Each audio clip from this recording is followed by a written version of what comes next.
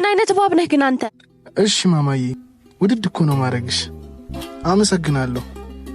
እሺ በቃ ደውላለሁ። ማማዬ ብዙ አስጠበቅሽኝ እኮ። ምን አይነት ባብ ነህ ግን አንተ? ምን ሆነሽ ነው? ያምሻል እንዴ? አዎ ያመኛል። ላንተ ስል ያሳለፈችውን እድሎችን ሳስባቸው በጣም ያመኛል። የምርሽን ነው? ደሞ ለኔ ስትይ አይደለም እነዛን ሁሉ ነገሮች ያደረግሽው መሃላችን ላለው ፍቅር እንጂ።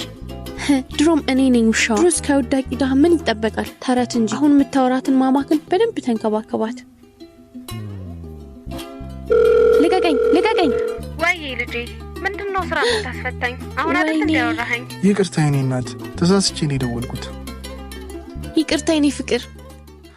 ደግመሽ እንዳነኪ። አዎ ደሃ ነኝ እና ምን ይሁን ብዙ ነገሮችን አድርገሽልኝ ሊሆን ይችላል። ክብር ግን ከፍቅር የተሻለ ቦታ አለው።